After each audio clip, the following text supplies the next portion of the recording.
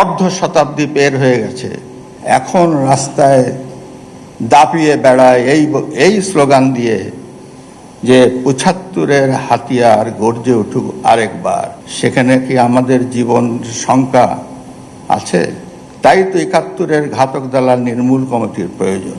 যুদ্ধ অপরাধী বা মানবতা বিরোধী অপরাধীদের বিচার সম্পন্ন হলেও আংশিক সম্পন্ন হয়েছে, এখনো অনেকের বিচার চলার মতো অবস্থায় আছে। অনেকেই বিদেশে পালিয়ে বেড়াচ্ছেন সাজা মাথায় নিয়ে।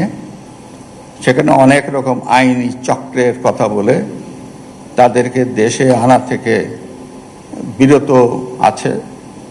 সরকারের যতই প্রচেষ্টা, সব প্রচেষ্টাই এখন শুধু প্রতি বছর যখন 15ই আগস্ট আসে তখন বলা হয় তাদের আনার চেষ্টা করা হচ্ছে, তাদের ফিরিয়ে আনার চেষ্টা করা হচ্ছে।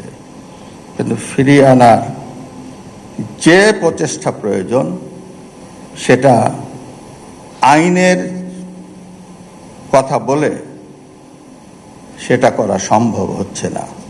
তবে হয়তো একদিন তাদেরকে আনা সম্ভব হবে, জীবিতকালে তা দেখে যেতে চাই।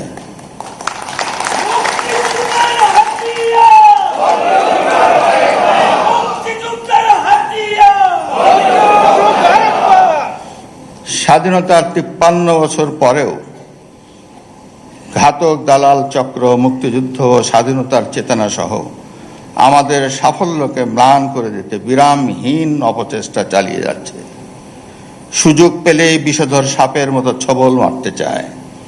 এরা দেশের উন্নয়ন ও গণতন্ত্র বিশ্বাস করে না, মানবিক অধিকার ও পরম সহিষ্ণুতায় বিশ্বাস করে না। এরা নিজেদের ও তাদের দেশি বিদেশি প্রভুদের স্বার্থে দেশ ও জনগণকে ব্যবহার করতে চায়। দেশের স্বাধীনতা আর সার্বভৌমত্ব অক্ষুণ্ণ রেখে উন্নয়ন ও অগ্রগতির অব্যাহত রাখতে এবং সর্বস্তরের স্বাধীনতা ও মুক্তিযুদ্ধের চেতনাকে ছড়িয়ে দিতে ৭১-এর পরাজিত শক্তি ঘাতক দালালদের বিরুদ্ধে সর্বাত্মক প্রতিরোধ আমাদের গড়ে তুলতে হবে। এ লক্ষ্যে মুক্তিযুদ্ধের পক্ষের সকল শক্তি ইস্পাত কঠিন ঐক্যের বিকল্প নাই।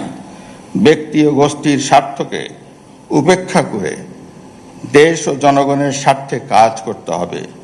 বর্তমান ও ভবিষ্যৎ প্রজন্ম যাতে স্বাধীনতা ও মুক্তিযুদ্ধের চেতনায় সমৃদ্ধ হয়ে ওঠে, বেড়ে উঠতে পারে, সে লক্ষ্যে সামাজিক আন্দোলন গড়ে তুলতে হবে।